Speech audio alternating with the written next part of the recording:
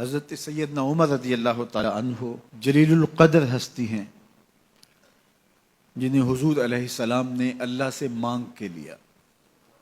سارے صحابی رسول کریم صلی اللہ علیہ وآلہ وسلم کے مرید ہیں، لیکن جناب عمر میرے حضور کی مراد ہیں۔ 39 لوگ جب اسلام لا چکے، 39ویں شخص حضرت امیر حمزہ رضی اللہ تعالی عنہ تھے، اور ان کا ایمان لانا مسلمانوں کے لیے بہت بڑی ڈھارس اور بہت بڑے حوصلے کا سبب و ذریعہ بنا۔ تو میرے حضور نے ہاتھ اٹھا لیے، کہا اے اللہ، ایک شیر دیا ہے امیر حمزہ، ایک شیر اور عطا کر دے، اب تیری مرضی، عمر بن خطاب دے دے یا عمر بن حشام دے دے۔ حضور دعائیں مانگ رہے اور یہ ہاتھ میں تلوار لیے غیظ و غضب سے بھرے ہوئے گھر سے نکلتے ہیں کہ بانی اسلام کا چراغ ہی بجھا دینا ہے۔ راستے میں ایک صاحب ملے اور کہا کہ عمر، تیور کوئی اچھے نہیں لگتے، خیر تو ہے، کدھر جا رہے ہو؟ کہا چراغ اسلام بجھانے جا رہا ہوں، یہ روز کا مسئلہ ختم ہونے لگا ہے میرے ہاتھوں۔ مسکرا کے بولے گھر کی خبر تو لو۔ کہا میرے گھر کو کیا ہوا؟ کہا تمہاری بہن فاطمہ بھی نوکر بن گئی ہے رسول اللہ صلی اللہ علیہ وسلم کی۔ غصے سے بھرے ہوئے اپنی بہن کے گھر کا رخ کرتے ہیں، اندر سے قرآن پڑھنے کی آواز آ رہی ہے، غصہ اور بڑھ جاتا ہے، دروازے کو زور زور سے کھٹکھٹاتے ہیں۔ اہل خانہ سمجھ گئے ماجرا کیا ہے، گرجدار آواز ہے جناب عمر کی، دروازہ کھولو۔ جلدی سے معلم کو چھپا دیا اور بہن آگے بڑھ کے دروازہ کھولا۔ کہا تم سابی ہو گئے ہو، دین چھوڑ دیا تم نے، بتوں کی وفا ترک کر دی اور بے تحاشا مارنا شروع کیا۔ بہن کا سر پھٹ جاتا ہے، خون بہنے لگتا ہے اور یہ مارتے چلے جاتے ہیں۔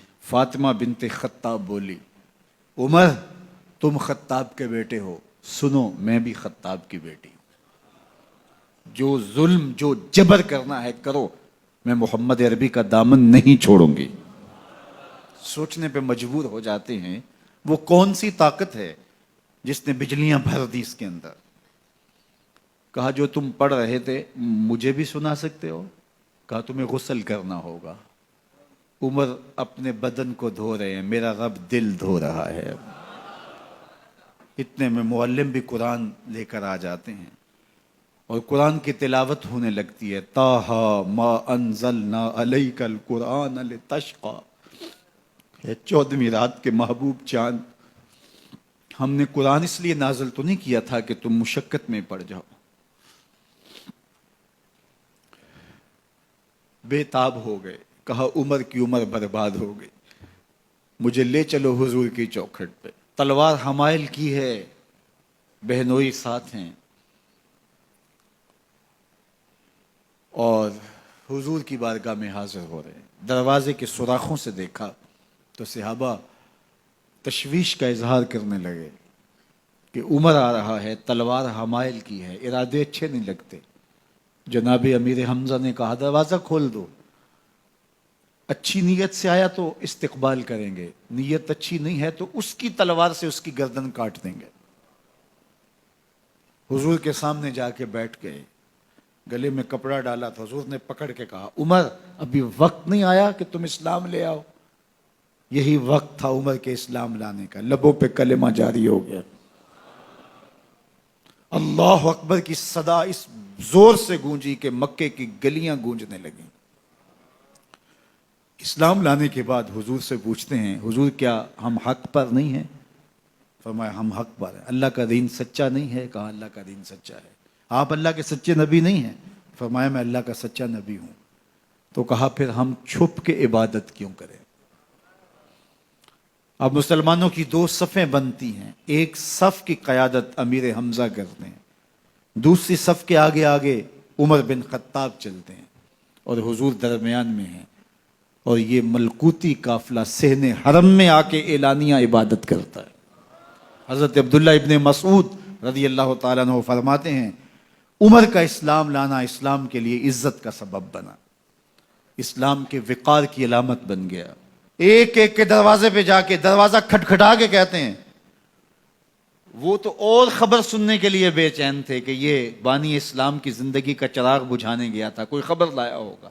وہ کہتے ہیں آؤ عمر کدھر آئے ہو؟ کہا تمہیں بتانے آیا ہوں، کمزوروں سے پنجہ آزمائی کرتے رہے ہو، آؤ میرے سے بات کرو، میں محمد عربی کا نوکر بن گیا ہوں۔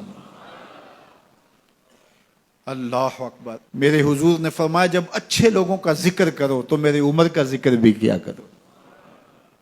میرے عمر کی زبان پر حق بولتا ہے، سچ بولتا ہے۔ ان الشیطان یفر من ظل عمر، عمر کے سائے کو دیکھ کے شیطان بھاگتا ہے۔ اللہ اکبر۔ اسلام لائے تو زندگی کی ایک ایک سانس اسلام کے لیے وقف کر دی، حضور کا پہرا دیا، حضور کی ناموس کا پہرا دیا، حضور کی شریعت کا پہرا دیا۔